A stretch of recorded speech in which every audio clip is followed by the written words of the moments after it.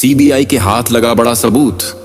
हमलावर के पैरों और उंगलियों के निशान बहुत महत्वपूर्ण, लेकिन कोलकाता डॉक्टर रेप हत्या मामले में घटनास्थल पर सीबीआई को बेसबूत मिले हैं। जांचकर्ताओं के मुताबिक अपराध स्थल पर हमलावर के पैरों और उंगलियों के निशान बहुत महत्वपूर्ण हैं। सेमिनार हॉल में उपस्थित सभी अनुभवी डॉक्टरों और वकीलों को इसके बारे में जानना चाहिए।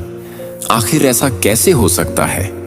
इस धुंध को दूर करने के लिए सीबीआई ने संदीप और देबाशीष से भी पूछताछ की है। राज्य ब्यूरो कोलकाता पहले से ही नमूने एकत्र करने में विलंब करने के आरोप लग रहे थे। इस बार नियमानुसार नहीं होने के बारे में और भी जानकारी सीबीआई को हाथ लगी है।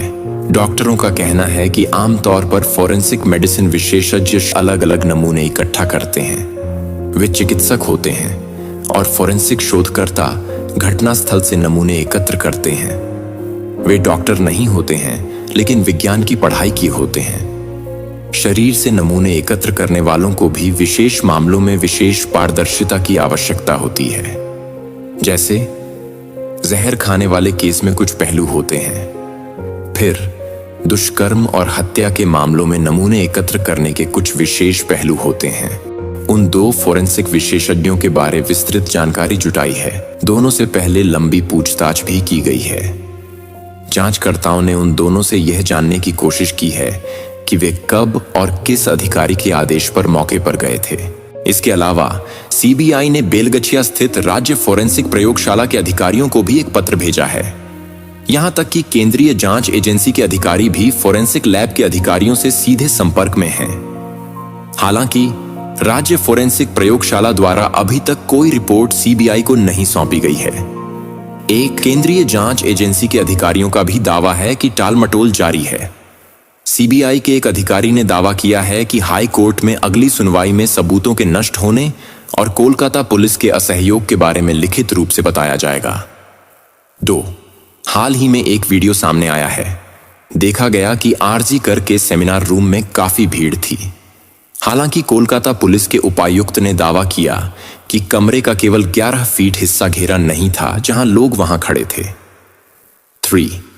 मालूम हो कि उस दिन सेमिनार रूम में पूर्व प्रिंसिपल संदीप घोष और उनके करीबी वकील RG Kar forensic medicine teacher doctor Debashish Som, कुछ अन्य डॉक्टरों के साथ अस्पताल चौकी के कुछ पुलिसकर्मी मौजूद थे। फोरेंसिक मेडिसिन के 4 सदस्यों पर भी संदेह वीडियो सामने आने के बाद डॉक्टरों के एक बड़े वर्ग ने देबाशीष समेत फोरेंसिक मेडिसिन के 4 सदस्यों की मौजूदगी पर संदेह जताया है। सबूत मिटाने की स्थिति में एक फोरेंसिक मेडिसिन विशेषज्ञ सबसे अच्छी सलाह दे सकता है। यदि हां, तो क्या शुरू से ही सबूत नष्ट करने का प्रयास किया गया था? यदि हां, तो क्यों? किसे छिपाना है? सीबीआई के एक अधिकारी ने कहा, नमूने एकत्र करने में भ्रम की स्थिति है। एक बार फिर सबूतों को दबाकर मामले को कमजोर करने की कोशिश की जा रही है। जांचकर्ताओं ने घटनास्थल पर सबूतों के नष्ट होने के बारे में अधिक जानकारी प्राप्त करने का दावा किया है। उन्होंने यह भी कहा कि अस्पताल के अधिकारियों ने दावा किया कि शव सुबह 9 बजे के बाद मिला, लेकिन हकीकत ऐसी नहीं है। सेमिनार रूम में भीड़ होने के तमाम साक्ष्य मिले हैं। हत्या और दुष्कर्म के इस मामले में वादी पक्ष के वकील विकास रंजन भट्टाचार्य ने कहा कि एक के बाद एक सबूत गायब होने